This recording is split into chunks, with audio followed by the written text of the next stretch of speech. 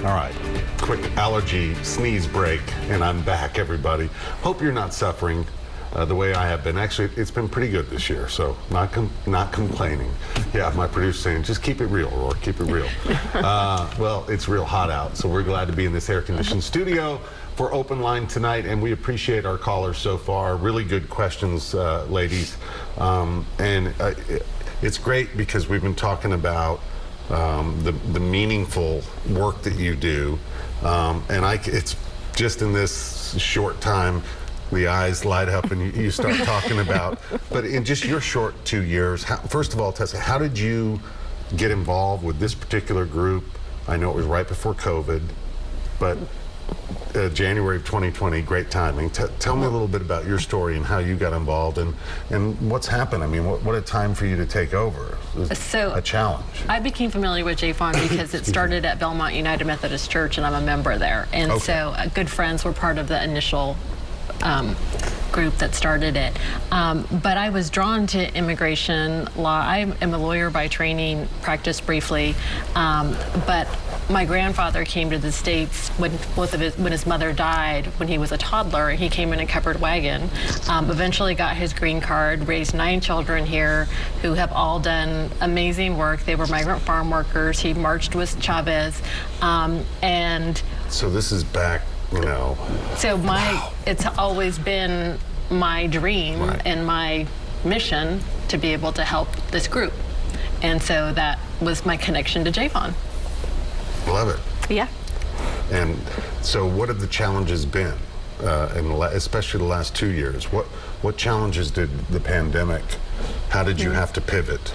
So I was really nervous. I worked in grant work at the university level in New York many years ago, and I worked there during 9/11, and I saw how funding drastically shifted at that time. So I was worried. I didn't really know what we would be looking at being new in this position. So I had to build other ways of getting funding, you know, increase our individual donors and helping educate the community about this work. You mentioned that, you know, we've been talking about all this money that's coming in. Again, we've been talking about the almost $2 million in funding that the city has allocated for legal assistance for our immigrant communities. Much needed. They've been asking, you know, been kind of, you know, raising your hand for a while now saying, help, we need this. But with this extra funding, with the funding from the American Rescue Plan Act, I think I'm saying it right, from Washington, some much needed funding is coming in. Now I lost my train of thought, but it's Tennessee Justice for Our Neighbors. How much is the percentage? And then Turk, which is overseeing it, is getting, what did you say again? Of the 1.8 million, right? Of the 1.8, our office will be subcontracting for about 630,000. Right. Individual donors, though, are really important, right? Yes, individual donors, we're not talking, and monthly donors. Well, it could be just anyone who may just send you a check for $100, you know? Maybe some generous viewers tonight that didn't know about the work you're doing. Hint, hint. We'll put up some contact information, but, you know, again, there's so many great nonprofits, small nonprofits who you may not have heard of that are out there just chugging along, and there's some generous folks in this community. Some of them pretty well-to-do, others just regular folks, but generous, and you do rely on them. And how do you solicit? Do you have a big fundraiser every year, or do you know, like some of these folks do, or you know, you just kind of our fundraiser was a huge challenge in the first year. Okay. What we do is we also have a Spanish language podcast. One of our staff attorneys and our legal advocate now has joined as the co-host, and so what we do is a live broadcast of that. We usually have an entertainment act. Our first year was Angie Kay, who is here in Nashville. Her family comes from El Salvador, so she has that immigrant background. And then we usually have a caterer who is, you know, comes from the immigrant background. Last year, Dr. Alex Jahangir was one of our panelists. Valentina Harper, who's a well-known graphic artist, and a local entrepreneur who owns a catering company. Carlos Ruiz was one of our panelists. Yeah, it all kind of matches. Yep. The areas that you're talking about, several different council members representing, I know Senator Sepulveda in that area, and a few others. I can't pull out the Metro Council map right now, but I'm sure you had support. You had a lot of support from those leaders. I believe there were more than 20. Yeah. Yeah, really? Who co-signed.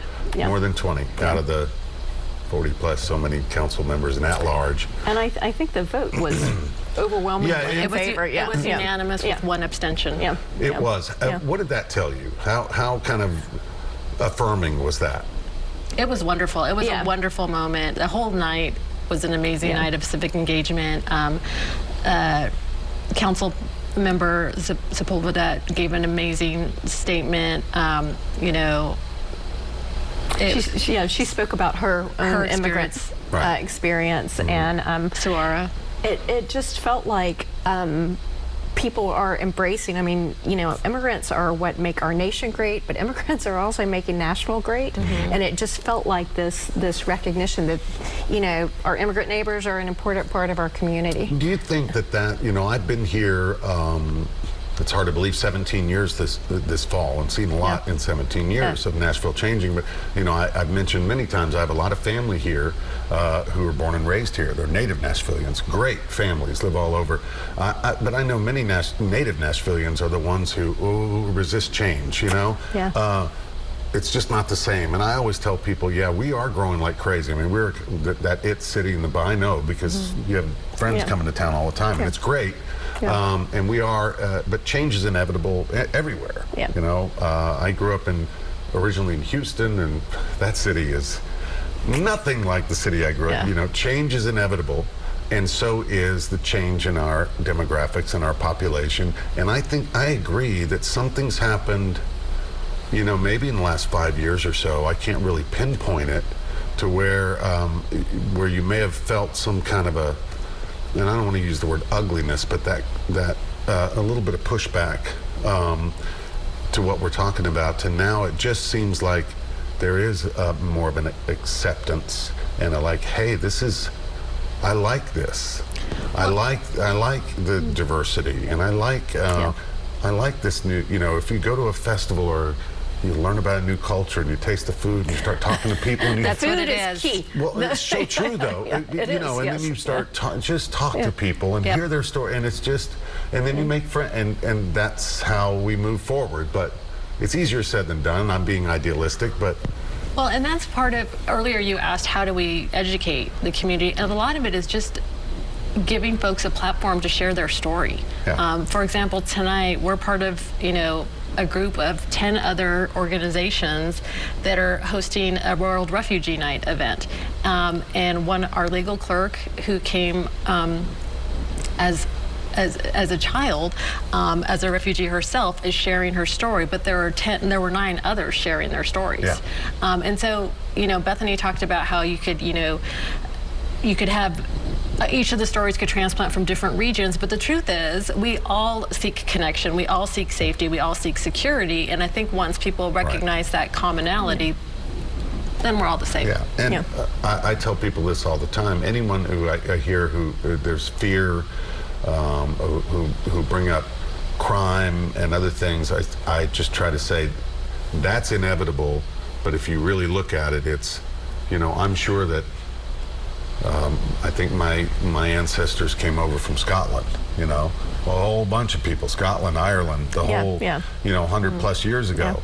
I'm sure they weren't all perfect angels, but the majority of them were looking for, so it's just kind of an unfair There's labeling of the whole group, right? They're actually fantastic. Everyone wants, if you're a criminal, I don't care who, if you're a criminal, you're a criminal.